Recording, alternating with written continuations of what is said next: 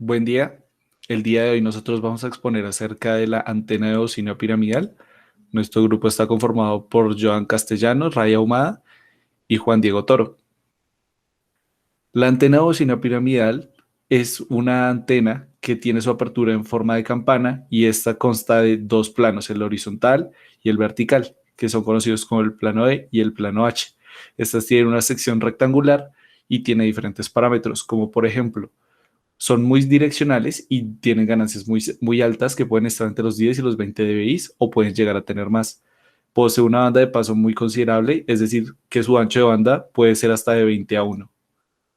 Es adecuada para sistemas de polarización lineal, puede transmitir dos polarizaciones ortogonales a la vez y se alimentan con guías de ondas. La banda de frecuencia de la antena de bocina piramidal se mueve en la banda de las microondas. Esta la podemos encontrar entre los 300 MHz y los 30 GHz. Eh, Luego, más adelante, vamos a ver las aplicaciones que esta tiene. En cuanto a uno de los parámetros más importantes de las antenas de bocina piramidal, encontramos la impedancia. Esta impedancia va a ser una relación de voltaje a corriente en los terminales de la antena y esto lo que hace es que tiene la relación de los componentes del campo eléctrico a magnético en un punto. Este parámetro tiene unas fórmulas, las cuales pues van a hacer esta relación de voltaje a corriente y estas pueden llegar a ser sin carga y que las define la antena, como las fórmulas que estamos viendo en la pantalla. Estas fórmulas, las iniciales, las podemos ver como ZA. ZA va a ser igual a la impedancia de la antena en los terminales A y B. Y el parámetro RA es la resistencia de la antena en los terminales A y B. Luego podemos ver la parte imaginaria y XA vendría siendo la reactancia de la antena en los terminales A y B.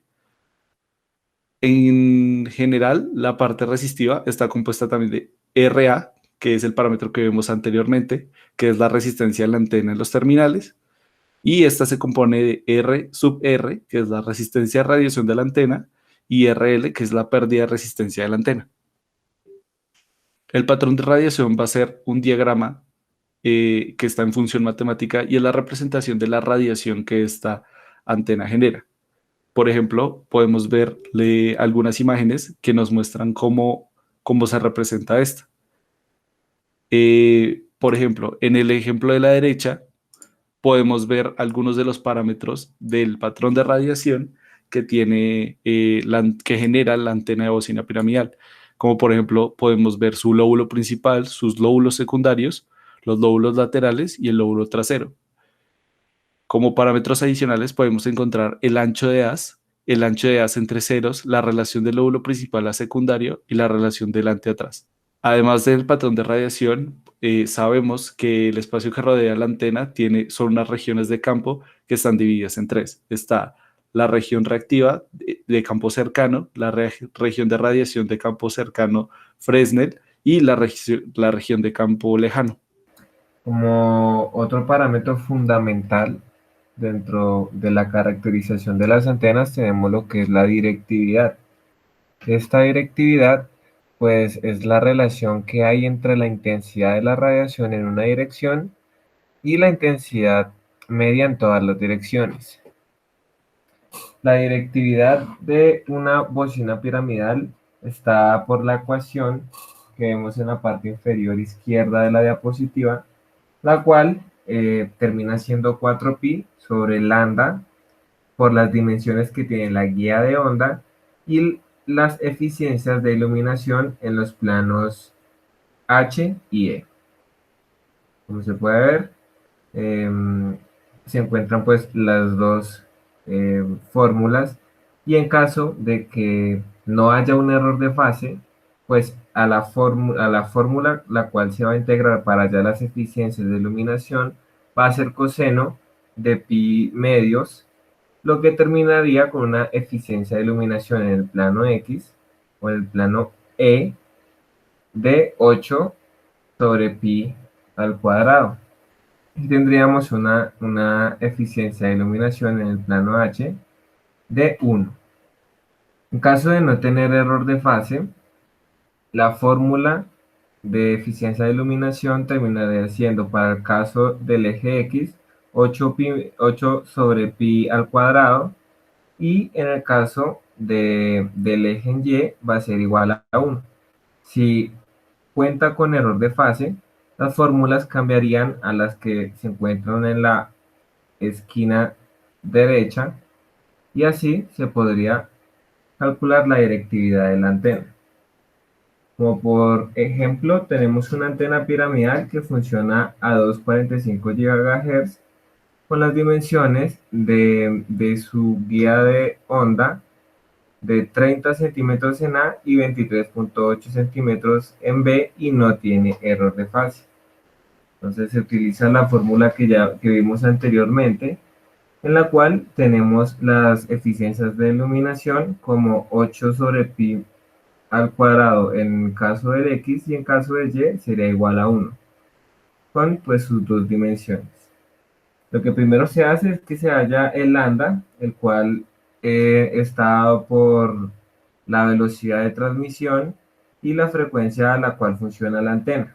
Después de encontrarla, reemplazamos en la fórmula y eso nos da un valor de 47.73 decibeles.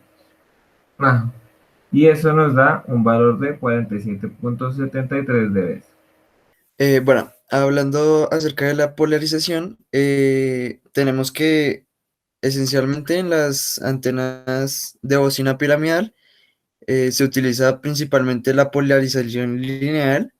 En algunos documentos también se menciona que está la polarización circular, pero en la mayoría de los casos es lineal. eh, y pues en este caso, ya que es piramidal, por lo general la forma de la antena es cuadrada y la polarización que se produce es lineal. En el caso del datasheet que se mostrará más adelante, tenemos eh, que la polarización es únicamente lineal y pues se dan dos casos, la vertical y la horizontal. Y esto se logra simplemente cambiando la montura donde se pone la antena, y ya como ya viene predefinido, viene diseñado, solo es cambiar la montura y se logra una horizontal o vertical. El siguiente parámetro que tenemos es el ancho de banda. Bueno, se utiliza una fórmula bastante general como para el resto de aplicaciones. En el caso de las antenas, tenemos acá que está la frecuencia máxima sobre la mínima, la máxima menos la mínima sobre la frecuencia central, y multiplicada por 100 nos da un porcentaje. Y bueno, este cálculo se hace para determinar que la antena funcione en un rango de frecuencias donde opere satisfactoriamente. Bueno, aquí también se agregó un datasheet de una antena que se utiliza esencialmente para pruebas de inmunidad y emisiones, eh, ya que la mayoría de estas antenas de bocina piramidal se utilizan en el campo de las microondas. Esta antena en específico hace una medición en microondas para determinar la inmunidad y, bueno, ciertos parámetros que deben cumplir algunos productos. Y esta antena se diseña específicamente para estas aplicaciones. Opera en frecuencias de 1 a 40 GHz bueno, en el campo de las microondas. Y como se mencionó anteriormente, pues está diseñada en una polarización lineal, tanto horizontal como vertical. Bueno, entonces las ventajas y desventajas. Como ventajas de las antenas piramidales, tenemos que poseen una banda de paso considerable gracias pues al ancho de banda del que ya hablamos. También tenemos que la velocidad de fase, la longitud de onda y el valor de la impedancia de la onda varían suavemente desde un valor aproximado de la guía de onda hasta los valores próximos o a los del espacio libre. También pues cuenta con unas pérdidas muy bajas, lo que lo hace pues una antena muy funcional, y también permiten obtener diagramas directivos en ambos planos que pues dan la capacidad de poder controlar la anchura de las de forma independiente. Una de las desventajas que tienen estas antenas es que deben cumplir la condición de realizabilidad, como se ve en la diapositiva, para poder realizar una correcta unión de la guía de onda de la entrada. Esto pues para que pueda funcionar correctamente y poder radiar la potencia deseada. Estas antenas son muy utilizadas en varios campos y entre uno de ellos pues encontramos a que son muy usadas en lo que son las microondas.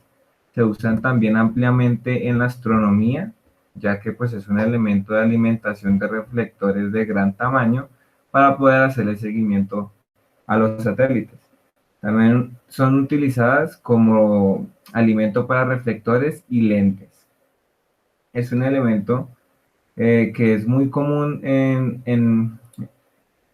es un elemento muy común en las matrices por etapas y sirve como un estándar universal para la calibración y cálculo de la ganancia de las antenas de alta ganancia. Y su aplicabilidad generalizada se debe a su simplicidad en la construcción, la facilidad de excitación, la versatilidad, la gran ganancia y el rendimiento general preferido. Y eso sería todo. Muchas gracias.